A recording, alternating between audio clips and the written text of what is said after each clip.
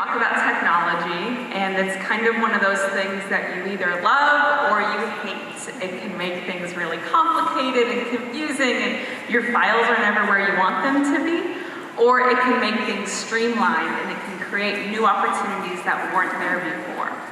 Digital music is something that is growing in the world around us, not only in the ways that people engage in music, but the ways that people listen to music.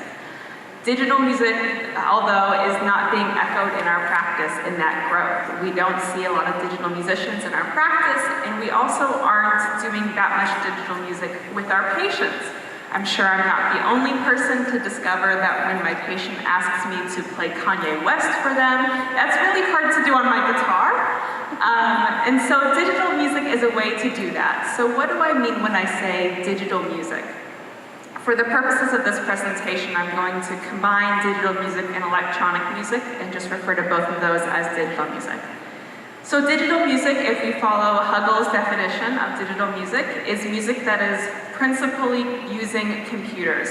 So primarily using digital audio workstations to create music. And that can be looping, it can be remixing, it can be composing, it can be all different ways of musicking using computer as your primary instrument.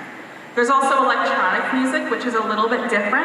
Electronic music is using electronics to create new instruments. So for example, chip music is a form of music where people take old video game hardwares and modify them into creating new instruments, and they use those to make music with.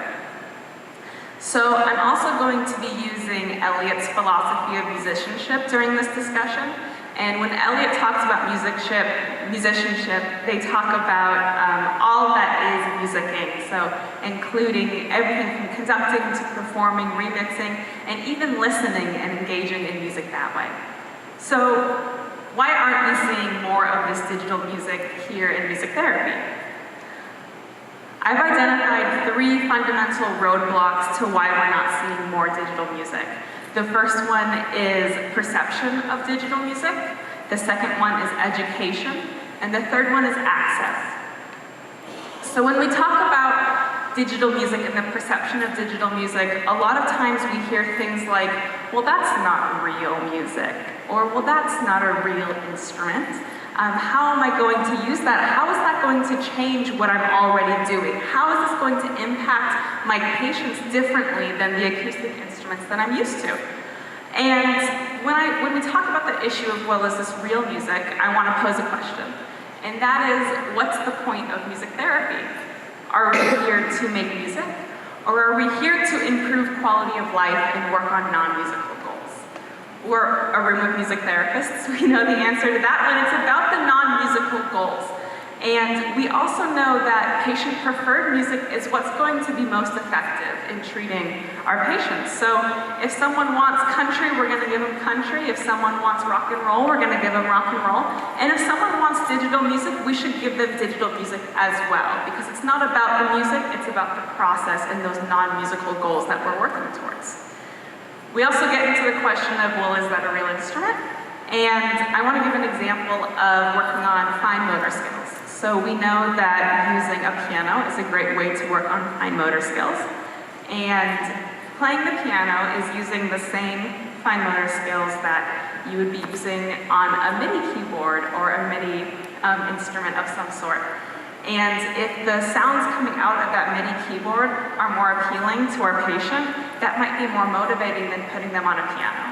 So it isn't impacting the goal that we're reaching towards, but it might be more motivating and more engaging.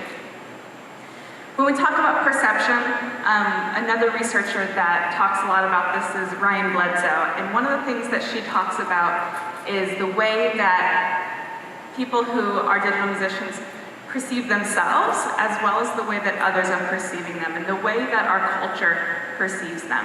One of the things that her participants discuss is that they don't feel they can call themselves musicians. And part of this comes from the way that digital musicians aren't included in our formal educational contexts currently. She has a participant who discusses the fact that he doesn't feel he can call himself a composer because he doesn't use Western staff notation. And I think every single person in this room can come up with an example of a time they were with a patient and that patient created a wonderful new musical theme or idea, and in that moment they were composing, but they weren't necessarily using Western staff notation when they did it. So we know that that is a perception issue that isn't actually a big issue. If we talk about Bledsoe's research more, we get into education. So, what do we say when someone comes up to us and says, what you do is so cool, I want to be a music therapist, how do I get to be a music therapist? We all have a different version of this spiel, and mine starts with, well, you need at least a bachelor's or a master's degree in music therapy, and so on and so forth. We've all had this discussion about a million times, I think. And so that basic level of getting to have your degree in music therapy, most music therapy programs are housed in schools of music. I know there are exceptions to this rule. And most of those schools of music only accept Western classical musicians. And I know there are also exceptions to that rule, but in general, most people to get a music therapy degree have to get into one of these schools. Maybe they can't afford the other schools. Maybe those schools are far away for them. So to get into becoming a music therapist at all, you mostly have to be a Western classical musician. And this is an issue that expands so far beyond music therapy and expands so far beyond just digital music. There are so many ways of being a musician that just aren't included in our formal educational contexts. And so we don't see digital musicians as music therapists because they can't get into our field in the first place in most cases. And there's nothing about being a digital musician versus a Western classical musician that would make you a better or worse therapist. So we have this issue of gatekeeping issue in our profession that again is very deep and so much bigger than this presentation allows time to get into. But then when we look at those degree programs, there is a requirement for us to learn about technology.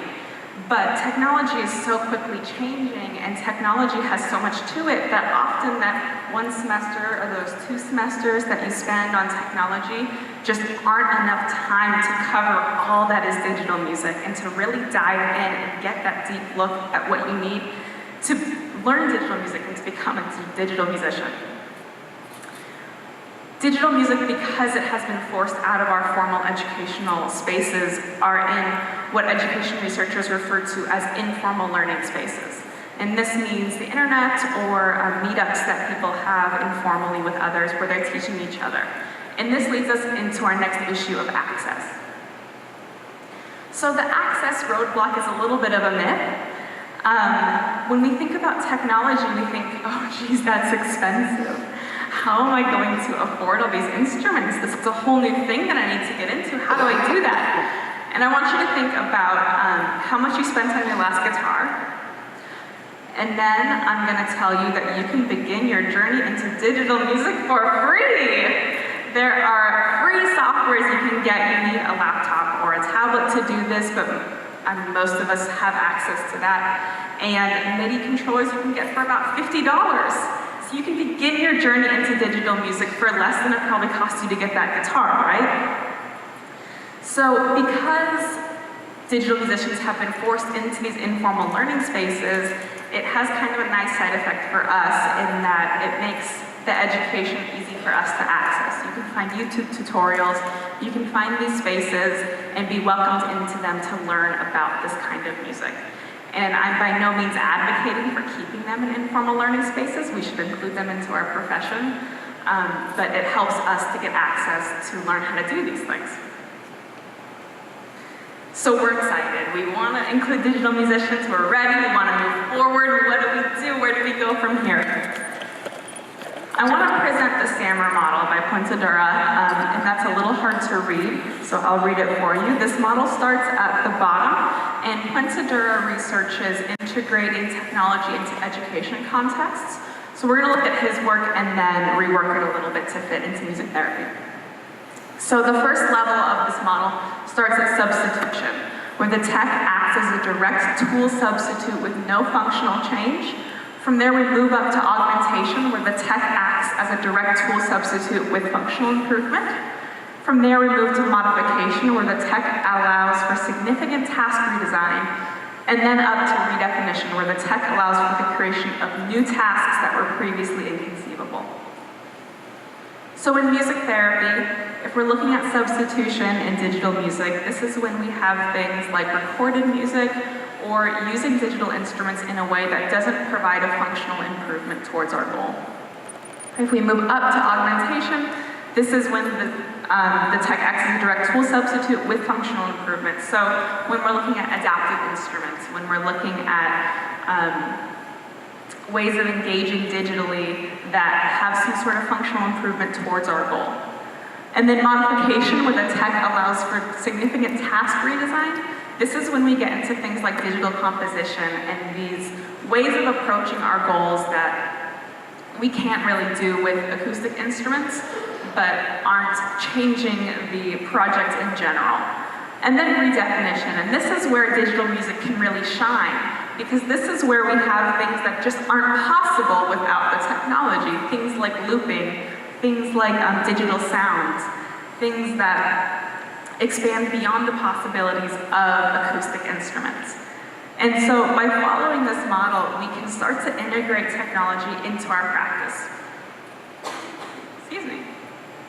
So we can look at what we're already doing and start at the substitution level. We can start with including digital technology in ways that will excite our clients and get people engaged, but aren't really scary for us, right? Because this is a big step, this is a big next thing to do. So if we start with substitution and move our way up the model, excuse me, we can start to integrate that technology and really help for our clients. So technology in digital music doesn't just have to be EDM all the time. It doesn't just have to be techno all the time. There are so many genres and ways of musicking that can be involved in digital music. And this space already exists for digital musicians in our field. We really just have to open the doors and let them in. Thank you.